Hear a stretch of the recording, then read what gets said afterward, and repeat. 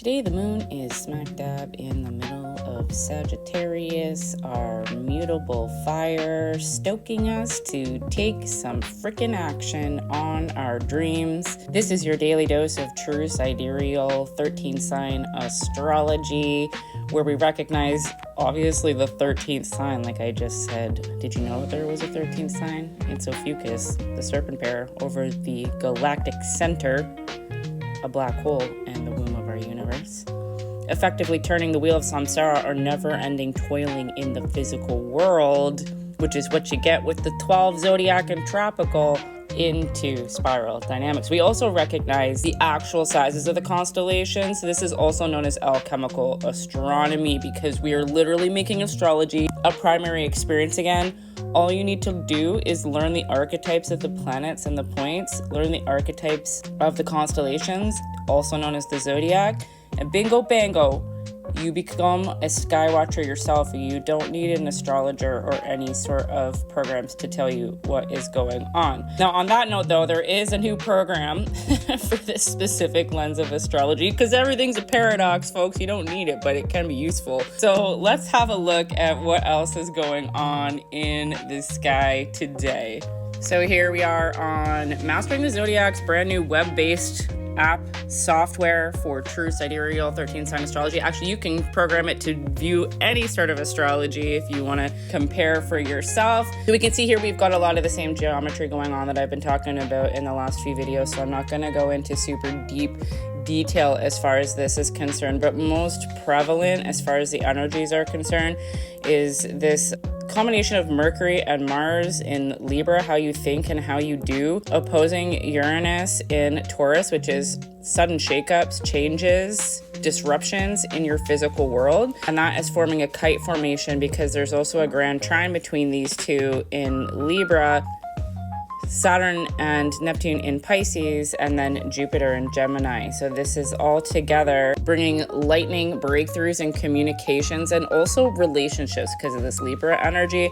Not to mention our friend Venus is really going through it in Virgo right now, putting a fine-tooth comb to all of your relationships and values.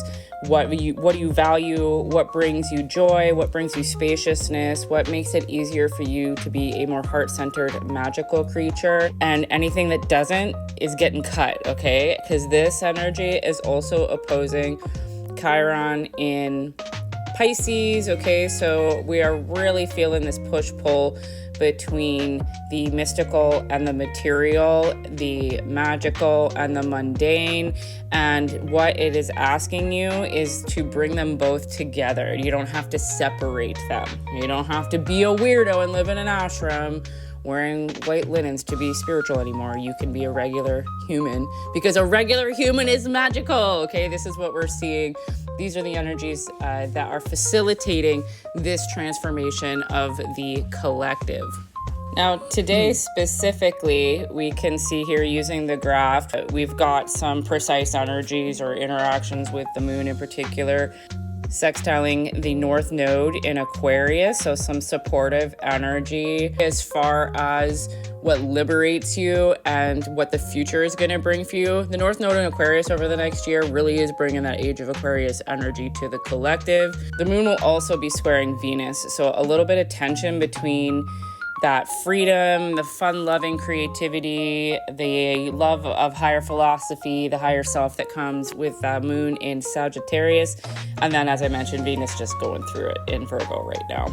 So altogether, today's sky is asking you to follow the frequency of expansion, not obligation. As the sun is still in Virgo, there's still some work to do as far as getting your poop in a group or making a plan, getting things organized, optimizing things, refining things. But don't let that be a little gremlin on your shoulder telling you that you're never good enough, okay? You can improve things from a place of accepting them as they are, and that is the secret, okay? It's not improvement because things are not good. It's improvement because that's fun. That's the name of the game, is to be constantly changing and evolving in this human meat suit.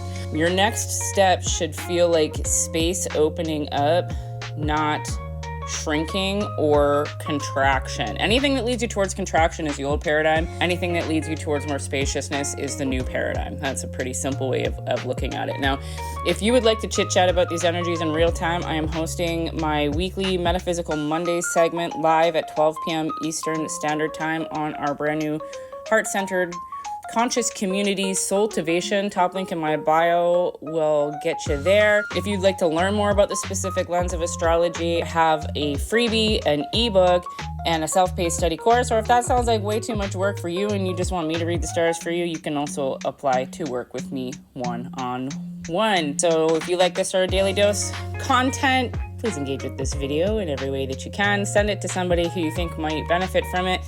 Also send it to somebody who you think might be triggered by it, my little tricksters. And I'll see ya tomorrow.